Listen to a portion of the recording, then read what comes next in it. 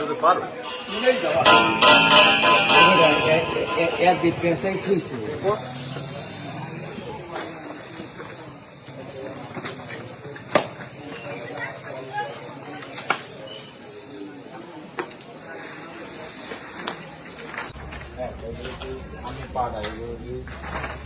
বেতাগী উপজেলা আওয়ামী লীগের party office দখলমুক্ত।